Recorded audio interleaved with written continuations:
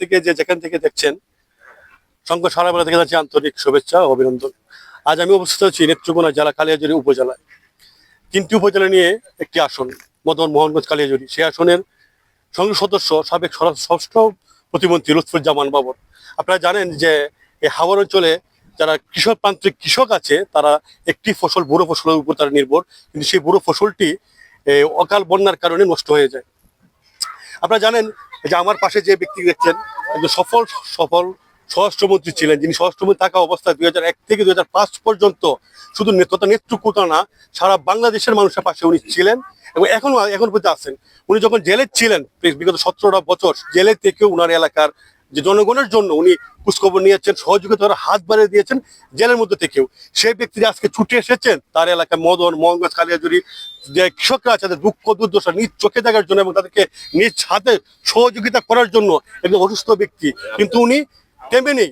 আমাদের প্রধানমন্ত্রী জনাব তারেক রহমানের নির্দেশে উনি ছুটে এসেছেন এই হাওর অঞ্চলে। বৃষ্টি হতো, আজকে আমি সারাদিন আমি ওনার সঙ্গে ছিলাম এবং ওনার সঙ্গে থেকে দেখেছি যে এলাকার জনগণের প্রতি উনি কতটুকু আস্থা, কতটুকু বিশ্বাস, কতটুকু ভরসা, কতটুকু ভালোবাসা থাকলে একটা ব্যক্তি এই দুর্যোগের পরেও উনি ছুটে এসেছেন তার এলাকায়। আজকে আমরা তার কাছে জানার চেষ্টা করবো যে ওনার ভবিষ্যৎ পরিকল্পনা কি এবং ওনার এলাকার লোকদের জন্য উনি আরো কি করতে চান এবং প্রধানমন্ত্রী তারেক রহমানের নির্দেশ উনি কি কাজ করতে চান, কি স্বপ্ন বাস্তবায়ন করতে চান। বা তারেক রহমান একটি কথা বলেছে, সবার আগে বাংলাদেশ, সেই বাংলাদেশ কিভাবে নির্মাণ করতে সেই বিষয়ে আজকে আমরা ওনার সাথে কথা বলবো।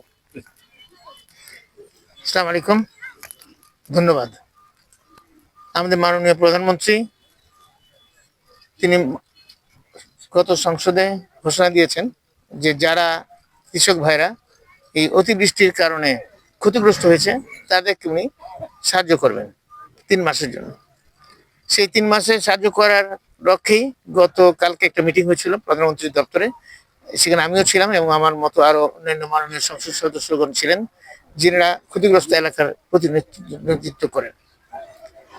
এখানে আমাদের বিষয়টা হলো যারা ক্ষতিগ্রস্ত বলতে আমরা এটাই বুঝাইতে চাচ্ছি, যারা বর্গা দিয়েছেন তারা না, যারা বর্গা নিয়েছেন, কারণ তারা টাকা দিয়ে বর্গাটা নিয়েছেন, পাশাপাশি তারা বর্গা নেওয়ার পরে আবার সেটাকে ফসল ফলানোর জন্য অনেক টাকা খরচ করেছেন। ধানের বীজ কিনেছেন, সার কিনেছেন, পানি দিয়েছেন, বিভিন্ন রকম চাষাবাদ করছেন তারা। এবং এছাড়া কিছু আপনার কৃষক ভাইরাও আছেন নিম্ন শ্রেণীর, যারা কিনা আপনার অল্প জমি, হয়তো 10 কাঠা 5 কাঠা এরকম জমি নিজেরা চাষ করে থাকেন। সেই সমস্ত চাষি যারা আছেন তিনারাও কিন্তু ক্ষতিগ্রস্ত হয়েছেন। এই 2টা শ্রেণীকে আমরা ক্ষতিগ্রস্ত বলবো এবং তাদের জন্যই আমাদের সাহায্যটা থাকবে, মাননীয় প্রধানমন্ত্রী ঘোষিত সাহায্যটা। সেটাই আমরা এখানে একটা লিস্ট বানিয়েছে, সেটা আমরা আবার রিভিউ করার জন্য বলেছি প্রশাসনকে। আমাদের প্রশাসন সেটা আমাদের দলীয় নেতৃবৃন্দকে নিয়ে যাতে করবে এমন ভাবে যাতে ন্যায্যতার মধ্যে যারা ন্যায্যতা পাওয়ার যোগ্য তারাই যাতে পায়, এবং এমন কিছু যাতে না হয় যে যোগ্য না সে যাতে না পায় আর সে যোগ্য সে যাতে বাদ না পড়ে। সেটাই স্পিরিট আমাদের মাননীয় প্রধানমন্ত্রীর। পাশাপাশি আপনি যেটা বলেন আমি যেটা মাননীয় প্রধানমন্ত্রী আন্তরিকভাবে চান বাংলাদেশ সবার আগে, উনি বারবার বলছেন এবং ওইটা মিন করেন উনি। এই জন্য উনি ঘোষণা করেছেন এবং আমরা ওনার সাথে একই সাথে আছি, একই এই স্লোগানে আমরা আছি। আমার মতো যারা আছেন সেখানে আমি আমার এই 3 থানার জন্য একটা 5 বছরের আমরা পরিকল্পনা করতে চাচ্ছি, যে পরিকল্পনা যতগুলো উন্নয়ন কার্যক্রম আছে কি কি করা যায়, কিভাবে ধাপে ধাপে করা যায়, একবারে তো সবগুলো করা সম্ভব না, সেখানে করা যায়। এখানে বিশেষ করে কিছু দেখা যাচ্ছে বেড়িবাঁধ আমরা স্থায়ী বেড়িবাঁধ এবং সাথে সাথে পানি নিষ্কাশন বা পানি নিয়ন্ত্রণ করার জন্য শীতের ব্যবস্থা রাখা। আপনারা দেখেছেন এখানে হয়েছে কি বাঁধের কারণে অতিবৃষ্টিতে বাঁধের ভিতরের অংশে পানি রয়ে গেছে, পানি বাইর হচ্ছে না, এবং তার কারণে অতিবৃষ্টিতে পানি জমে ধান গাছ তলায় যাচ্ছে এবং ধান যেটা কাটছে আপনি একমাত্র দেখলেন সেই ধানের মধ্যে গজা জমে গেছে, চারা জমে গেছে। আবার যে ধান মনে করে কিছু ধান কাটতে পারে নাই, অনেক আমি পুরো এলাকাটাই একই অবস্থা।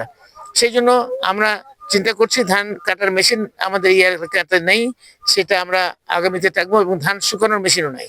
এই 2টো জিনিস অত্যন্ত প্রয়োজনীয়।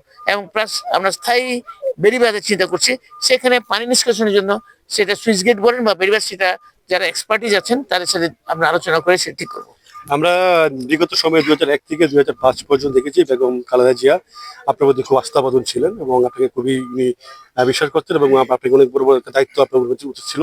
সেই দায়িত্ব আগামীকালকে আমরা দেখলাম যে তার যে সন্তান বর্তমানের প্রধানমন্ত্রী জনাব তারেক রহমান গতকালকে আপনাকে ওনার দপ্তর ডেকে নিয়ে গেছেন এবং আমরা আশা করি যে আপনি যে বেগম জিয়া যেভাবে আপনাকে আস্থা ছিল সেই আস্থা তারেক রহমান আপনার উপর আছে এবং এই জনগণের আছে, সেই দিক দিয়ে আপনি কিছু বলেন। সেটা আস্থা তো আছে, নাহলে নমিনেশন আমি নির্বাচন করলাম, আলহামদুলিল্লাহ নির্বাচনে আলহামদুলিল্লাহ অনেক ভোটের ডিফারেন্সে পাস করেছি। তো সেই আস্থা আছে এবং থাকবে। সেটা তো আস্থার জায়গাটা আস্থা আছে, ইনশাল্লাহ দোয়া করবেন যাতে ওনার আস্থার জায়গাটা আমি রক্ষা করতে পারি। আপনার আপনার আপনার আপনার এলাকার জনগণের খুবই আশা আছে যে আপনি আবার একটা ভালো একটা মন্ত্রণালয়ের দায়িত্ব পাবেন, পূর্ণ মন্ত্রী হবেন এই এলাকার দাদাবি কিন্তু আপনি মতামত জানতে চাচ্ছিলাম। দেখেন, জনগণের দাবি তো থাকতেই পারে, কিন্তু আমার কোনো প্রত্যাশা নাই। ব্যক্তিগতভাবে আমার প্রত্যাশা থাকা উচিত না। এই কারণে 17.5 বছর আমি জেলে ছিলাম। 3টা মৃত্যুদণ্ড আর 3টা যাবজ্জীবন করে দণ্ড ছিল। সেই 3টা মৃত্যুদণ্ড থেকে আমি মুক্তি পেয়ে এসেছি, মৃত্যুর মুখ থেকে বেরিয়ে এসেছি। এরপরে আমার কোনো প্রত্যাশা থাকলে আল্লাহ বলবেন বেশ শুকর বান্দা, তোমাকে মৃত্যুর মুখ থেকে নিয়ে আসছি, তারপরে তুমি আরো প্রত্যাশা করো। আমার কোনো প্রত্যাশা নাই। তো জনগণের প্রত্যাশা তো থাকতেই পারে। আমাকে যদি মাননীয় প্রধানমন্ত্রী কোনো দায়িত্ব দেন, অবশ্যই সেটা নিষ্ঠার সাথে সততার সাথে পালন করবো অতীতের নিয়ে। দর্শক, আপনারা শুনলেন যে বাকি বাংলা সিংহ পুরুষ মুখ্যত সাবেক একজন সফল স্বরাষ্ট্রমন্ত্রী লুৎফুজ্জামান বাবর, উনি এলাকা নিয়ে কি চিন্তা করেন, ওনার নির্বাচনী এলাকা নিয়ে কি চিন্তা করেন, ওনার জনগণকে কি চিন্তা করেন, সেই আজকে প্রাপ্তের সময় উনি তুলে ধরলেন। এবং শুধু নেত্রকোনাবাসীর জন্য না, নিজের এলাকার জন্য না, পুরা বাংলাদেশ নিয়ে উনি ভাবেন যে বাংলাদেশের মানুষ কিরকম ভালো থাকবে, দেশ কিভাবে উন্নয়ন হবে। সেই প্রত্যাশায় খালেদা থেকে